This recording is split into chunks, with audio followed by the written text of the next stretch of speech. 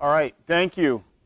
So they moved my room because there's a lot of you guys here, but I also want to give you stuff as well. So I'll just be moving around. I'm mic'd up, so we're good. I want to just do a quick introduction, and then what we did yesterday is that a ton of people had questions, and I love it. So I just want to make this as useful as possible for you guys. So while I'm talking, I'm just going to give you a quick one-pager front and back on school to career, and then I'll talk to you a little bit about what we have going on in Boston. So as that goes around, people can just take a look at it. I also will hand out other stuff as we go. So my name is Josh Bruno. I am the Director of School to Career and Employer Engagement for the Boston Private Industry Council. Some people might know us because we are known for the Mayor Summer Jobs Campaign. So it's the private sector component of the Mayor Summer Jobs Campaign. We are in charge of placing 3,000 students in internships and jobs for the summer. And then we have anywhere, depending on the economy, about 700 or so kids that work throughout the school year in internships and jobs with our partnership companies. So Mass General keeps kids on in full rotation, Liberty Mutual, I can name all the companies, Brigham and Women's Hospital, things like that. So intermediary, I know it's not a very sexy word. It's kind of yucky.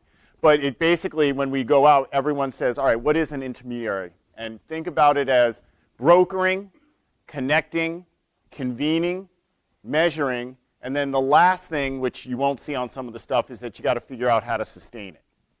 So my staff, which is, I have about 20 people, 15 of which are what we call career specialists in the high school that are preparing, placing, and doing any problem solving in the students. So what you heard here from both panels is that there's kind of a disconnect between business and education. And my group is a neutral group that helps with that. So there is, in Boston, companies don't get 77 phone calls from schools to ask for things. That's all done through my staff. So headmasters don't return calls from random rogue schools because you have to go through me. Not me personally, but my staff. I get to travel around. So I have 15 people working with the schools, and then I have also employer account managers broken down by sector that is working with our partners. So financial services, I have an employer account manager, healthcare, and IT, which is the three biggest ones in Boston.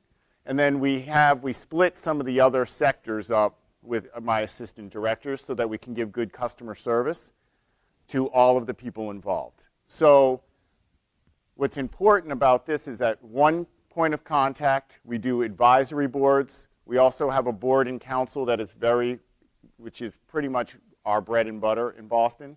All the major presidents and CEOs sit on our board or council. We meet quarterly. So the president of Partners Healthcare, which employs 70,000 people, is the chair of our board. The mayor is highly involved, obviously. The superintendent comes. So when we do asks, things go out, and it's a co-signed letter from the mayor and Dr. Gottlieb asking you to participate in connecting activities, job shadow, summer jobs, mock interviews. We can do the list. So that's what this intermediary looks like. I know it's pretty highly staff intensive, but my career specialists are in charge of placing about 200 kids apiece, but that means they have to work with around 350. Kids are kids, so not all kids are ready for an internship and job. In Boston, a lot of our kids might not be documented, so we can't put them in a private sector job. We have to try to find something else for them. And then there are some kids that are not just ready for what we say is that gold standard summer job or internship. When we're talking about scale, that's something that we should kind of really be honest with ourselves with. Everyone's like, every kid in my school should have an internship and job. No. Have you seen them? They can't even get to school. They're not participating in the workshops. They're not ready for that. I want to motivate them by showing them a job shadow and having them go out or having them do a mock interview or having them get some classes or anything else, but they're not ready for certain opportunities yet. We also get a little bit of money, public money, to place about 400 kids that couldn't win jobs in the private sector to work at community-based organizations so that those kids feel like they can get some skills and get something on their resume, and then hopefully next round can get into the private sector. Does that make sense? Everyone, this group had a big lunch, I can tell. I could pretty much say anything I want up here and you guys will believe me. So the intermediary, so that's what the function is of us. So just think of convening, brokering. We have to do because our funders and board members and council members want to know about who we're serving. So data is humongous. He's been mentioned a couple times. We do the legwork for Andy Sum's survey. So we contact almost every single Boston Public School graduate a year after graduation, 8 months to a year.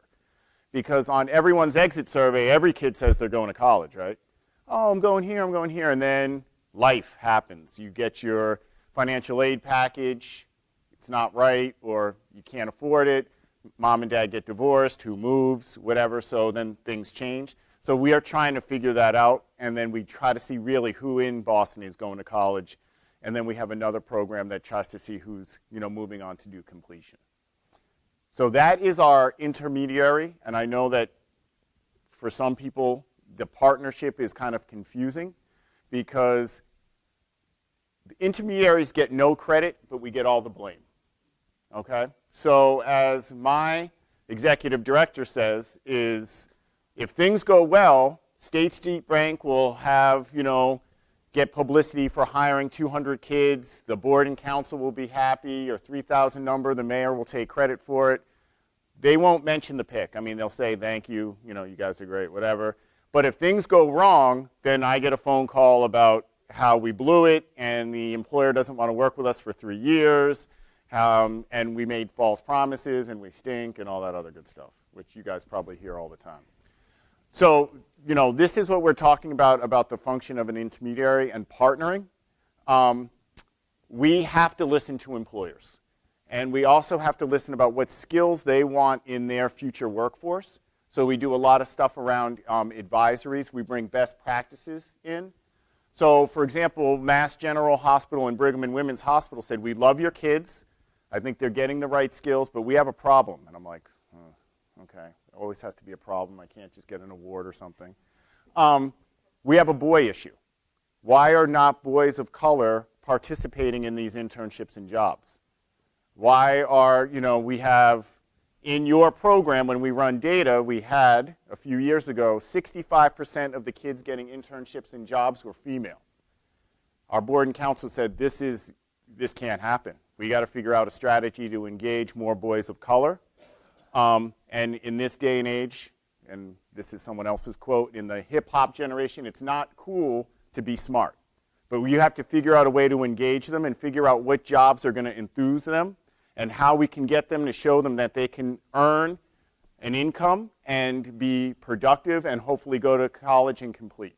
So that's some of the stuff that an intermediary has to do.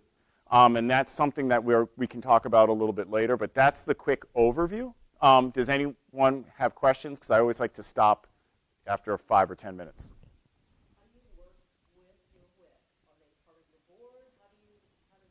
So the PIC is pretty much the Boston WIB, okay? But I just have the unit that's with school to career and connecting activities.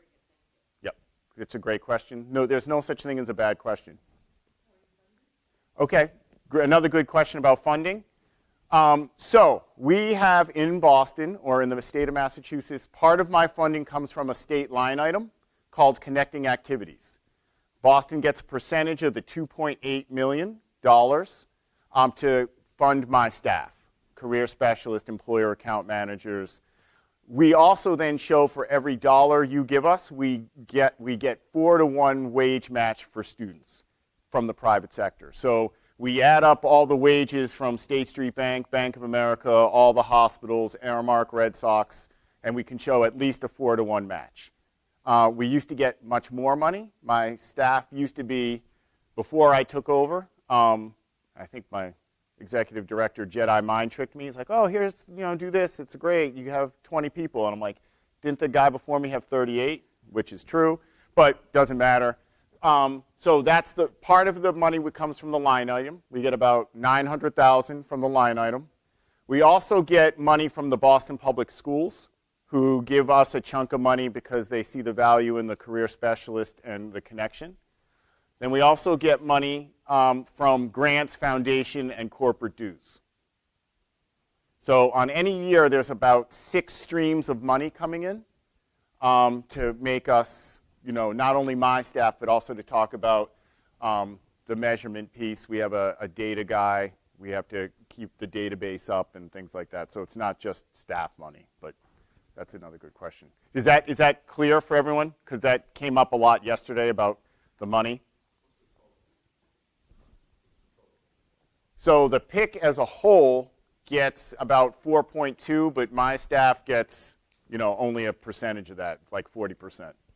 I can get people more. I have handouts I have more handouts that will talk a little bit more about the funding if people are interested in seeing that as well.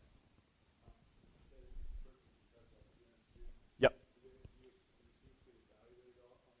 Yes.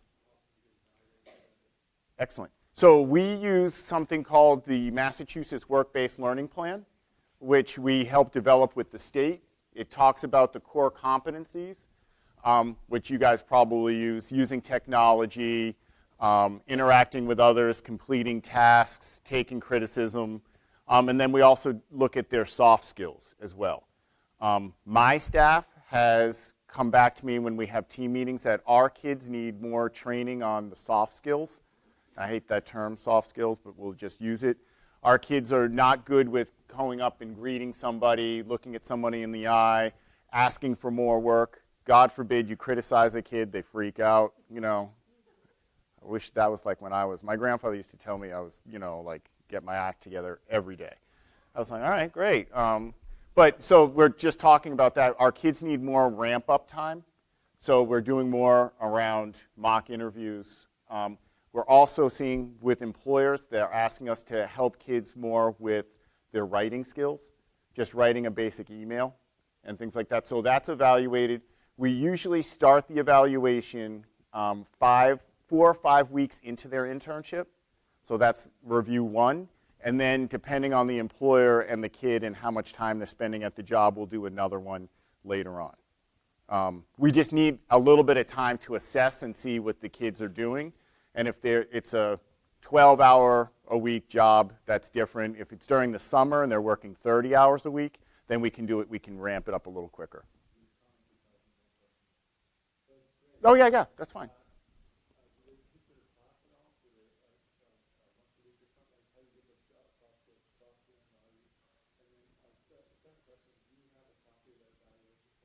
Yes, I can. Yep. So our career specialists are housed in every Boston public high school. So depending on the school, and each school in Boston is like its own country, either we're doing workshops during advisories for juniors and seniors, or we're doing stuff after school, or we have planning sessions, or we are partnered with certain teachers, like the computer teacher will ask us to come in to talk to their IT classes or things like that. So it all depends on the school and the kid and how much we need. We have a school in Boston, it's an exam school. They won't allow us into the school, into the classroom. We have to do stuff during set advisories, lunch, or after school. And then there's some other schools where they just really want us in there, so they'll set blocks of time for our career specialists to work with the kids and do, some of the stuff, interviewing skills, navigating the kiosk and filling out an application and things like that. So that's the piece of getting them ready. And then their school job, if they have an internship and job during the school year, is always, except for one school, after school. So that they'll hustle to get there. Our schools, depending, some of them get out as early as 1:50 so that they can get to a job at 2:30, and then some are later. But it varies. Yes?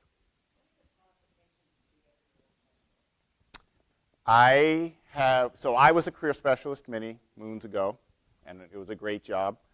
I've changed it a little bit, and I can forward people the job description, but I usually take people as their second job out of college. that are interested in maybe being a guidance counselor or going into education, but they haven't had a chance to do so. A third of my career specialists are former PIC kids. So I have, if you looked at my staff, I had a photo, you would say PIC kid, PIC kid, PIC kid. So most of my career specialists of color are former PIC students that it changed their lives, it sent them to college, they want to give back for a few years. And then they have various backgrounds and things like that. The employer account manager job description and background is much different. Most of the people they're a little bit older. They've either been like an executive recruiter, worked in HR, worked in a college setting, setting up internships and jobs, just something more that's focused towards the employer piece so that they, employer account manager's job is pretty hard. They hear no a lot, so you can't have someone that's going to be so sensitive. But they're usually a little bit older, and they've actually stayed in the jobs a little longer. My average for a career specialist staying in the job is about 2.5 to 3 years. Because they go to grad school, schools scoop them up.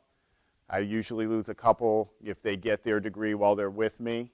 A school will be like, hire them to be a guidance counselor. I want them, we call it the greater pick, so I can't get too upset about it because they'll further our cause, but it's hard to lose a good person. There was another hand somewhere. Sorry, go ahead.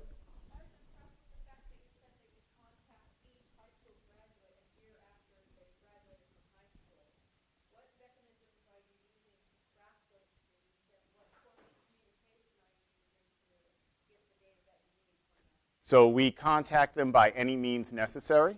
So when the students sign out of school as their seniors, they have an exit survey.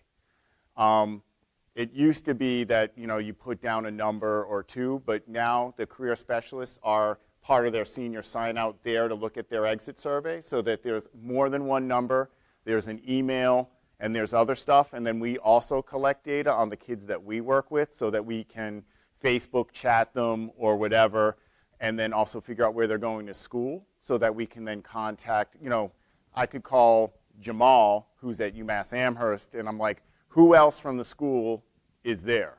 Because they usually live in groups. And he's like, oh, so-and-so. We're like, put them on the phone. Or tell so-and-so to email or call the career specialist.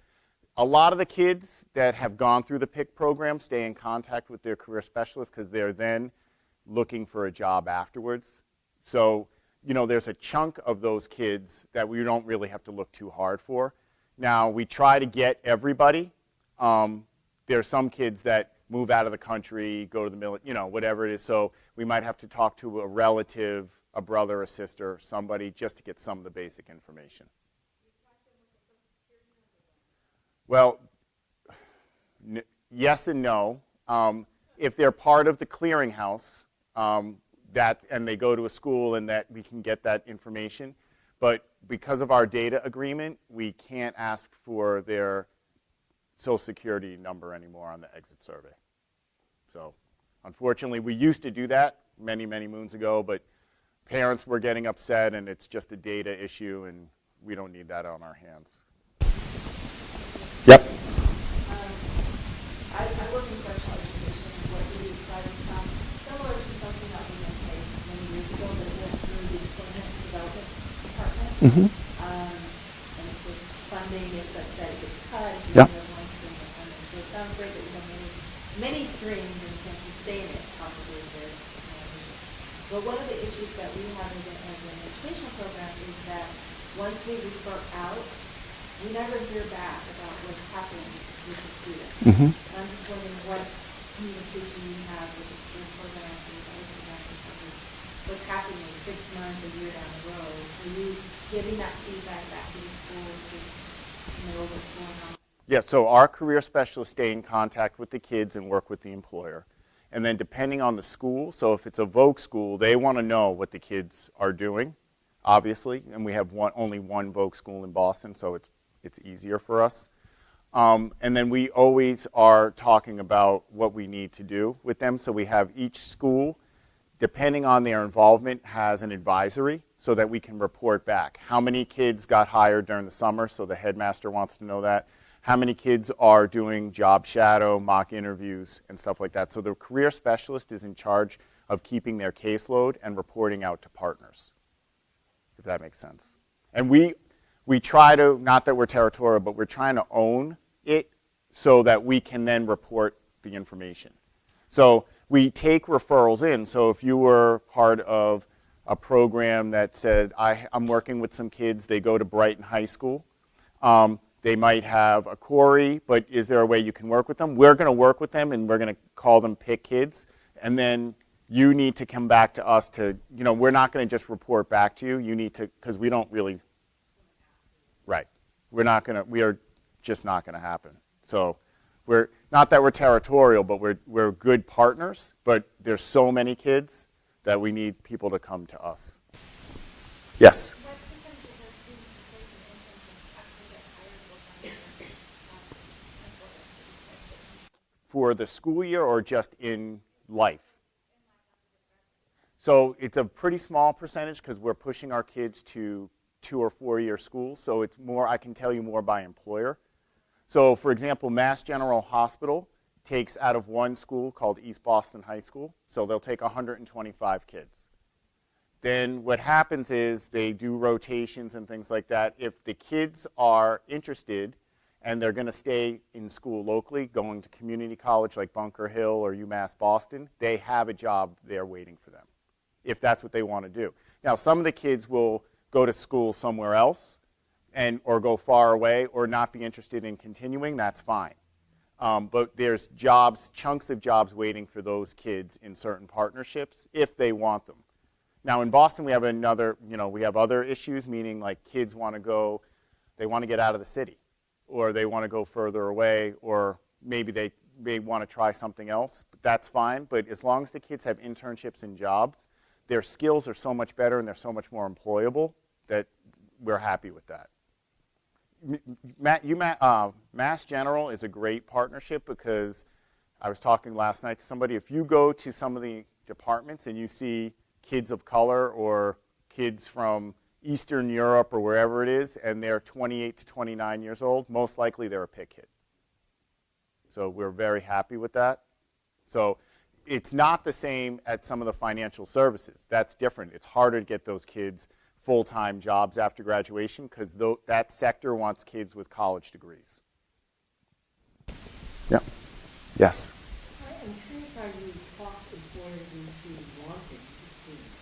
How you set up internships. Sure. I find it hard. I mean, Silicon Valley. Yep. The big companies just usually want 18 plus and they're not necessarily high school. So I'm curious how you get the employers on board with thinking. Yep. So I am lucky to have a history. The PIC's been around for 35 plus years. Most of the presidents and CEOs from the big firms, medium firms are on our board or council. So if a company says, and this happens all the time, so I'll give you an example, State Street Bank takes 200 kids. For 4 years, I couldn't get into Fidelity Investments. I just couldn't do it. They were like, oh, we take college kids. Finally, the head of State Street says, I'm going to call one of the Johnsons or whoever it is at Fidelity and say this is important, and then try to get you a meeting to show what you can do. There has to be some jobs in Fidelity that kids can do. So basically what happened is that call was made. We set up a meeting. They said, all right, we'll give you an opportunity to give us 1 summer. So we have to put in some trailblazers in there. But the kids blew them away. But we also didn't mess with their process. So they started with giving us 12 jobs, which is great. But the kids had to be drug screened, background checked, credit checked, and something else. And it took us, our career specialist, a lot of kids to get through that process. Because we have to have conversations with kids like, are you going to pass this drug screen? Like, you know what I mean? And if not, we're not judging you. So if it's like, basically, we tell the kids, like, oh, maybe this isn't the opportunity for me. That's fine. We'll just move on and go from there. So we do also best practices so that we are trying to get peer-to-peer referrals. And the biggest ace I have, and I know some people might not have this, is I have the mayor. So the mayor calls me and my boss, Neil Sullivan, into a pre-summer jobs meeting, and he'll see who's signed up already or who's going to take kids. And if he sees a company, he'll look at the list and says, for example, bad example, but where's NSTAR or where's Bank X? And I go, we've tried, we've done this, this, and this. And he's like, oh, really? And I'm like, yeah. And then he or someone on his staff will call. And then they're going, really? Thanks. I was like, you're not hiring. I'm all set with you. So they basically are like, how do we come to the table? And Rome wasn't built in a day. We're not asking each company to give 10 jobs. Take 2, take 5. Our IT kids are really, really talented. We have kids that speak more than one language. We can we want meaningful work for our kids. So that's what we're looking for. Don't just give a kid a job, because downtime, the kid's going to blow that company up, and then we're never going to get you back. But just think about dedicating, usually for us in Boston, it's not the wage is not usually the problem, it's supervision. So I know everyone's really busy. They don't know what to do with a teenager. We do supervisor trainings at our spot, or we'll come to you. We'll send you sample job descriptions that will hopefully match what you're looking for. So the part of the intermediary that's really important is our job is to make employers' lives as easy as possible. We'll take care of the kid end, but meaning we will have the tools so that you can set up an internship and job and not have to really think about it. So if you want IT job descriptions, we can give them. We give you a grid on how much it costs, and we're very upfront, and I'll give you out the summer job stuff. But we are very upfront on the dates, everything. We have a year timeline. So in Boston, everyone knows around Job Shadow Day, Groundhog Job Shadow Day, or I call it that. It's Groundhog Day. That's when Job Shadow Day is. So we know that there'll be 1,000 kids, hopefully dressed like me or dressed like you all, out getting wet and snowy, getting to their internship by 9. And it's a free preview of seeing what these kids have to offer. It's a 9-to-1 experience, meaning so it's 9. They'll get there at 9. The only thing we ask you to pay for is lunch. You get to see a kid. Teenagers are scary. I know most people think that. They are.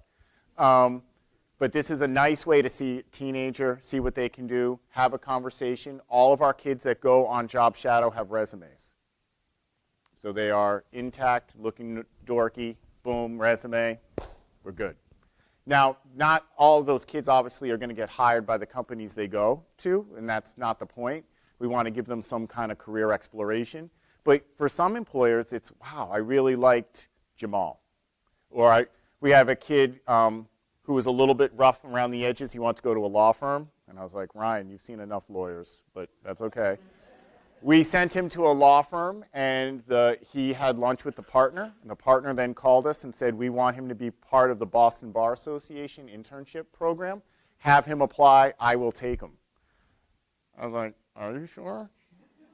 Because I know Ryan, because people have asked me to work with him a little bit.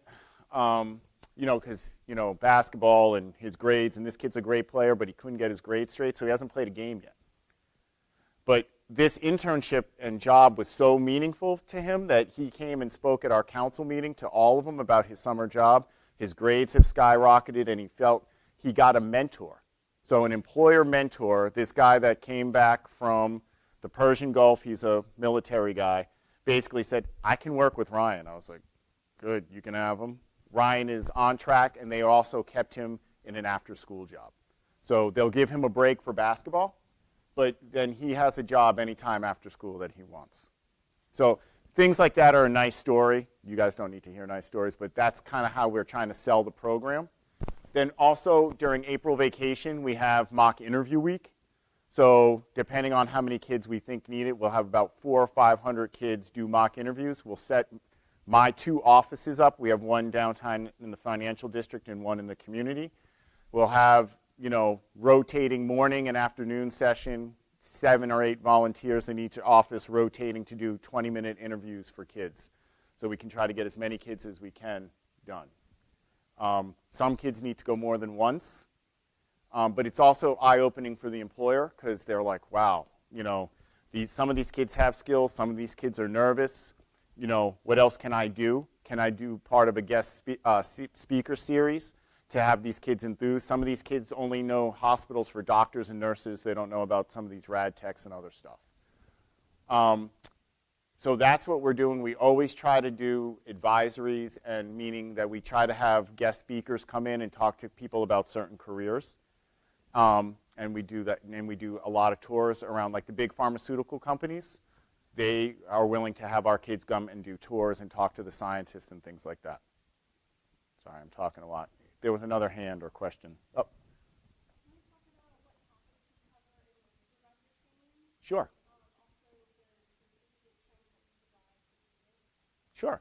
So in supervisor trainings, we do everything from soup to nuts. So we come in and we talk about having the kids do meaningful work and having enough work for a kid.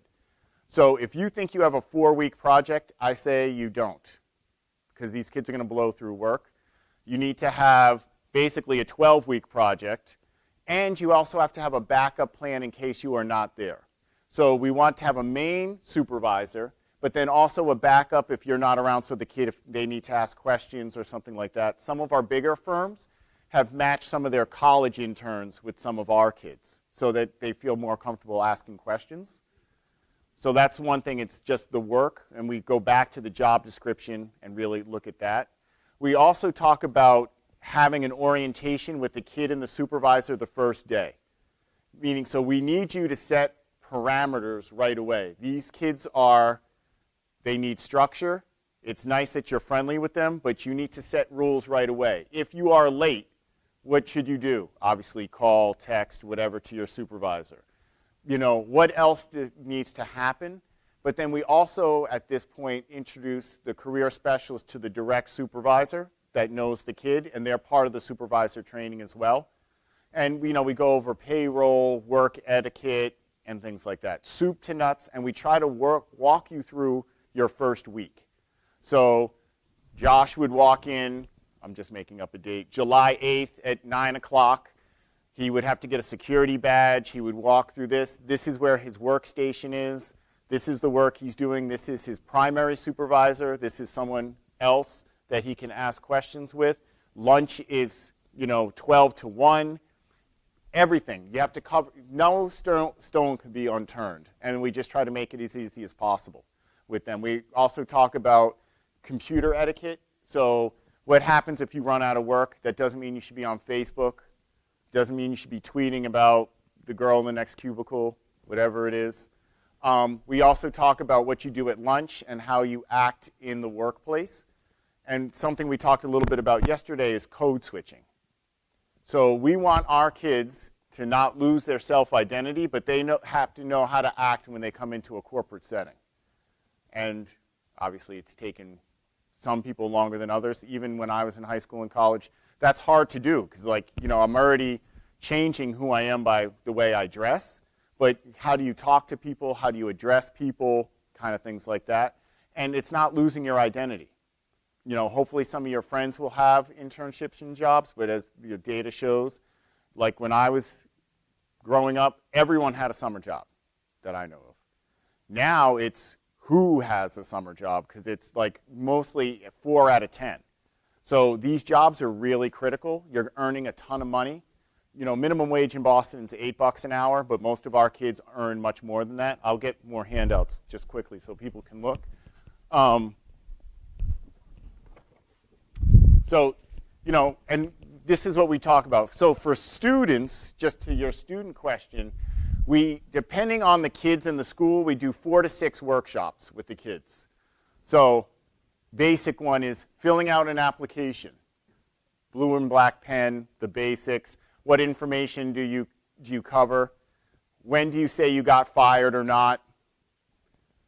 We also talk about the kiosks. A lot of our retail employers are having kids take like these little surveys. Like if you see someone stealing, what do you do? There's no right answer to these, but it's like one of those things you have to go through. We also do resume, which takes us a long time. We also do dress for success, and in the summer that is brutal because in Boston it gets hot and people wear outrageous things. Then we also talk about work and job etiquette. How do you talk to people? How do you address people? Things like that. We also then talk about kind of what else we're offering you in this internship and job. So a lot of our employer partners said to us, we want to add financial literacy to our internship and job. These kids are making $300-400 a week or whatever it is. And then at the end of the summer, we ask how much you've saved and what are you doing with your money. And one kid's like, I haven't saved a thing. And then kids don't know about what interest on a loan is or what a credit card is or what a credit score is. So we've added that professional development piece to getting our kids ready. And then depending on the school and where we are, we might add more things. Usually, and why we can reach so many kids is that by the time they're a senior, hopefully they've had an internship and job. They don't need as much work. We just need to polish them up and get them enthused about what their next internship or job might be.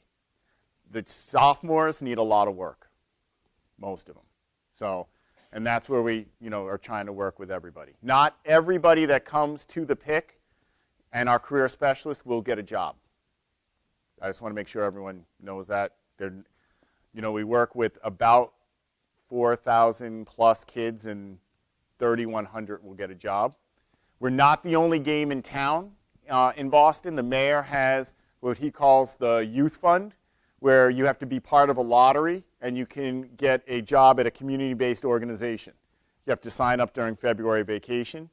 Those jobs in Boston, some kids, they don't pay as well. They pay minimum wage and they only work between 20 and 25 hours.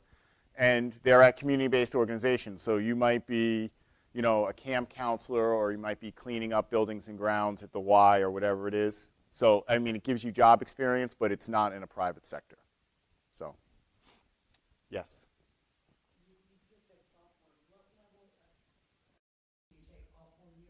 No. We only work with 10th, 11th, and 12th graders. Our private sector partners really don't want kids that are under 16. So we're trying to figure out what to do with 9th graders, and we're getting pushback on that, but also capacity-wise, I don't know what to say.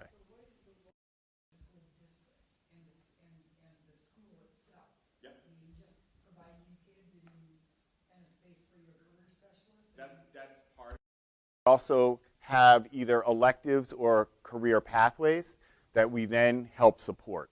And so the headmaster would say, we're doing an engineer, we have an engineering pathway. We want you guys to, if we can't get kids in all the engineering internships and jobs, at least give us some career exploration with that.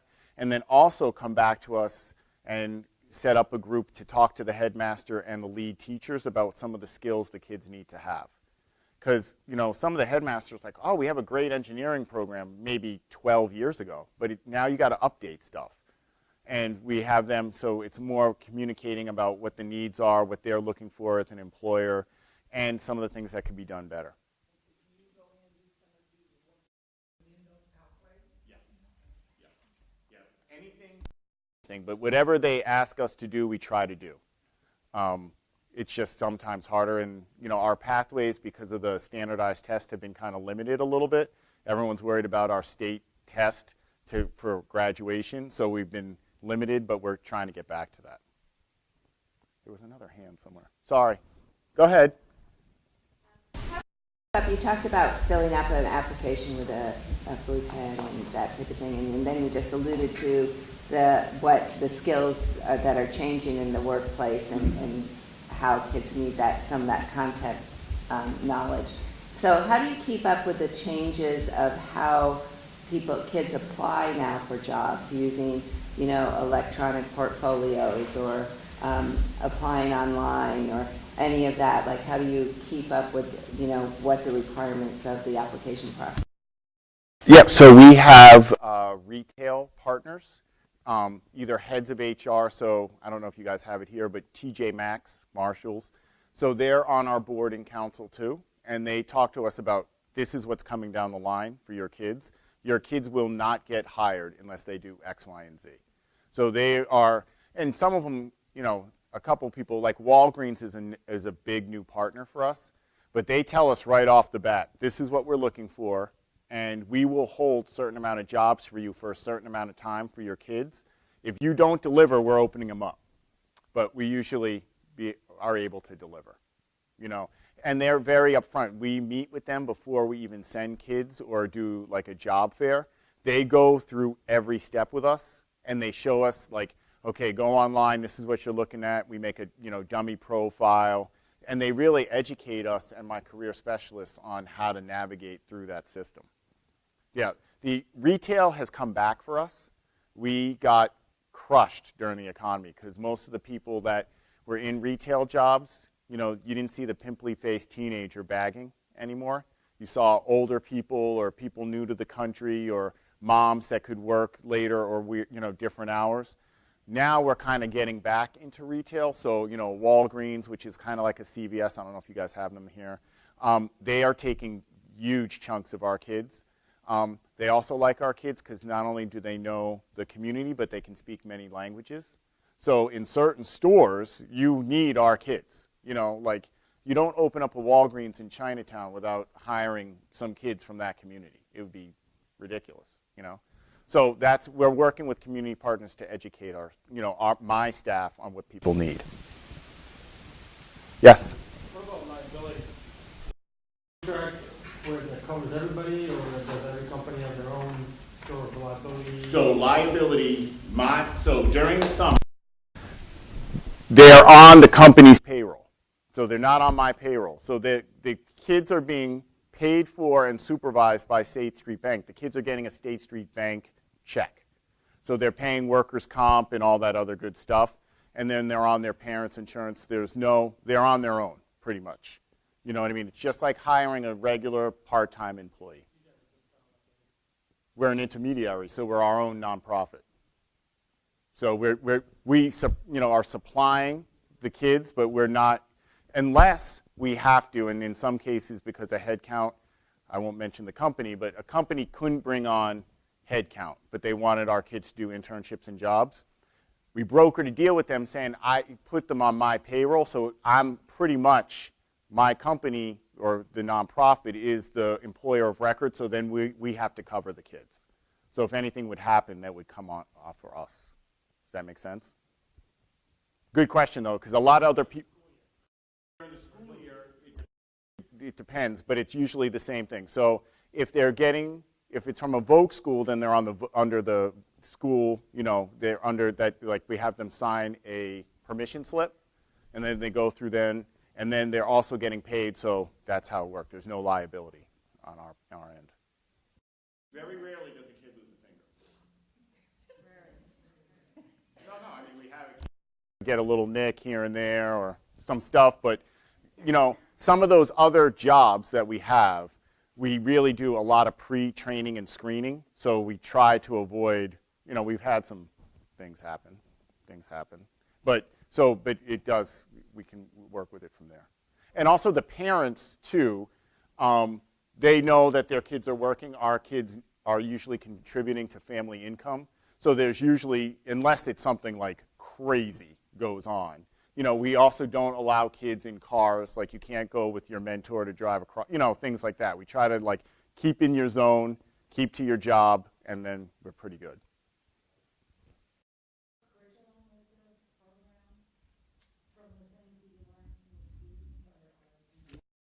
We don't really do curriculum stuff. I mean, depending on the school, but we just do the work-based learning plan, and then we give feedback, but we don't have like a curriculum per se.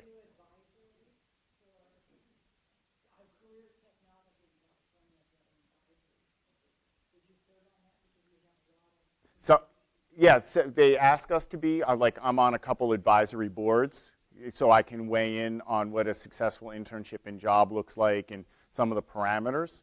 But in Boston, we're kind of insulated from that because most of our kids, they're part of the Boston Public Schools, and we're just working with them. Yes? I know you have the career counselors on site. Do you have lawyers going into doing, speaking? Do those folks help plan and schedule all that activities well? So the employer account manager helps schedule the stuff with the employers, like going to schools for guest speakers, if there's anything else with that headmaster meeting and things like that. All of it has to run through one point of contact. So, you know, Tara Raposa or Kim Cortez, you know, Kim is in charge of financial services. She has her finger on the beat of all the partnerships. And, you know, if things go wrong, then she has to figure out what to do with that. And Tara does healthcare and big, you know, biotech. Yeah. And everyone's on my team. So, for example, you know, we put the teams together so that we have team meetings every Tuesday at 9, so that the career specialists and employer account managers, you know, always are talking about, you know, what's coming up the next week and things like that, and, you know, what stuff needs to be done better, or, hey, we have a problem, you know, and things like that. So, you know, they're always talking, and then depending on part of the year, you know, Kim might have all the career specialists that are working, that have kids going to financial services meet and talk about what we have coming up, who's going to be in charge of recruiting what kids, is someone going to be short, is there a high school that they just don't have the kids that are going to be able to fill these roles, can we do a switch, can we swap, and things like that. Because the worst thing is to have someone sign up and then not be able to deliver, which can happen. But you have to have, like, backup plan. There was another hand I saw, but I can't remember where it was. Oh, was it? Yeah, I'm sorry, he answered it for me. Oh, I like that. Hey, come up on stage if you want. It's hot up here. We're supposed to be in a nice group, and Nancy told me I had to be up here. So, all right, thank you. I appreciate it. Sorry. Yep. What if you have a kid that's on a career, he needs a job in 12th grade, and then he continues that pathway to a community college? Is there any... Yep. So handoff. With the kid, do you work with the community college, or do you do that too? Yeah. So it's not my team, but we do a handoff. So the other unit of the Boston PIC is called Success Boston. So what we do is we refer them to the Success Boston team, and then they would be able to work with the kids, because we just don't have that much capacity, my team.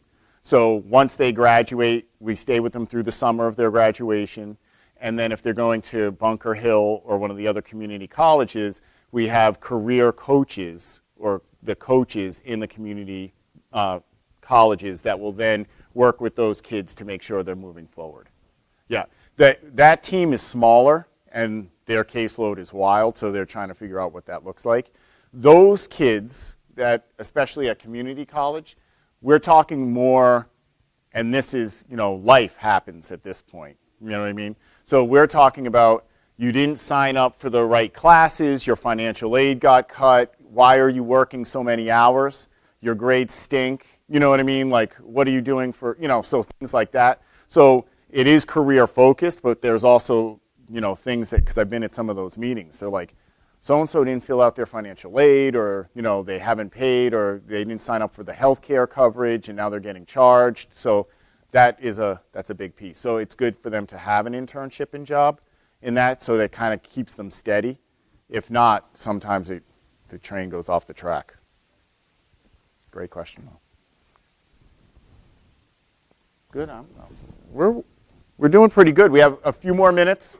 I can hand out a couple other things just around Job Shadow and anything else. Is there any other question? Was this helpful?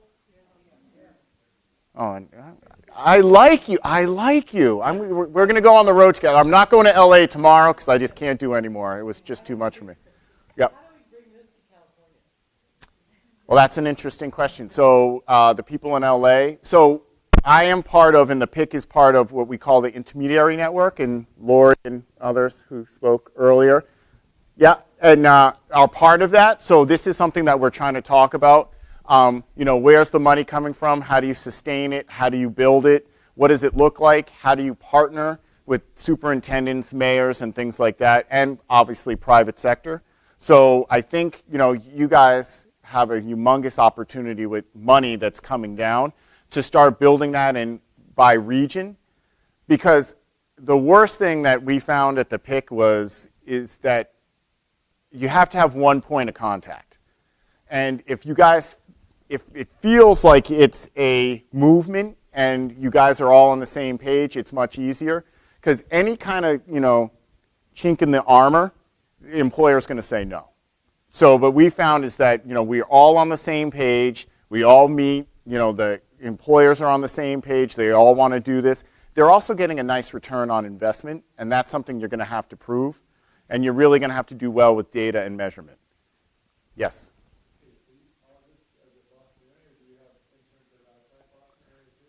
Oh, so now we're getting filmed. So now this is where I get in trouble. I will send kids to anywhere the T can go or they can get to. So, for example, Boston is not that big. It's tiny. So, but if the green line, orange line, red line can take them to suburbs and there's a hub of employment, we'll send them there. Anywhere they can go. Most of our kids, 95% of our kids don't have cars. So they're not going to be able to go to some of the places the T's not going to. So it's a lost opportunity, but then we can refer those companies to other people that are doing similar work to the pick. And we're not greedy. I want people to, do what they can. But we send kids everywhere. If you look at where our kids are working, a lot of them, some of the real estate's so hot in Boston that some of our firms are moving out. But as long as they're T-based, we can get them there.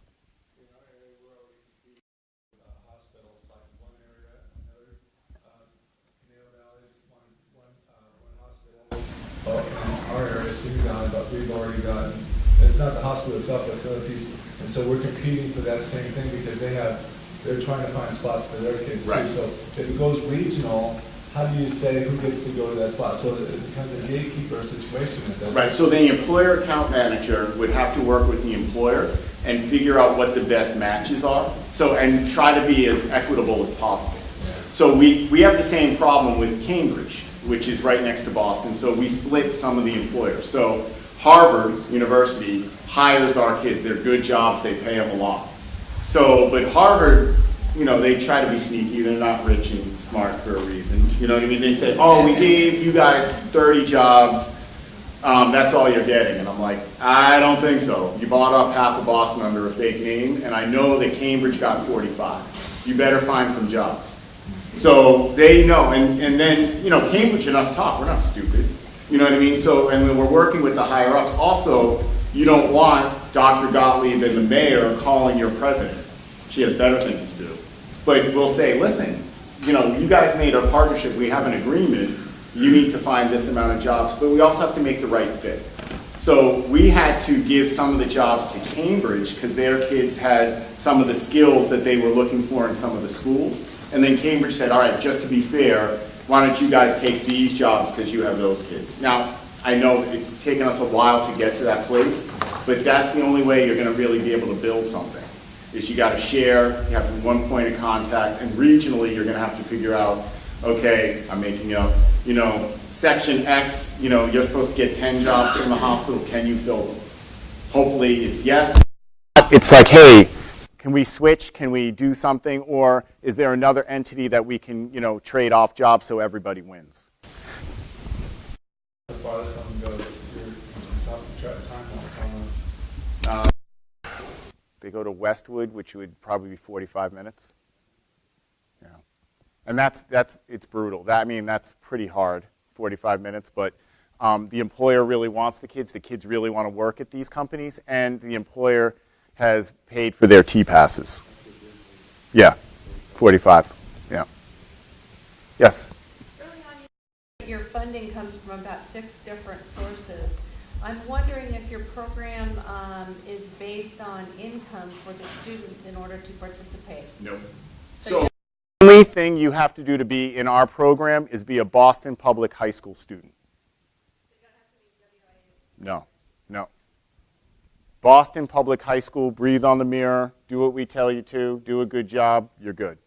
We don't check, when there's public money coming and they ask for stuff, like if they ask how many foster kids you work with, we can give you that data, but it's not income-based.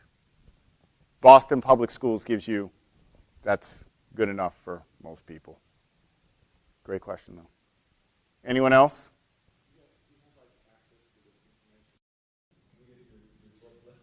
Yes.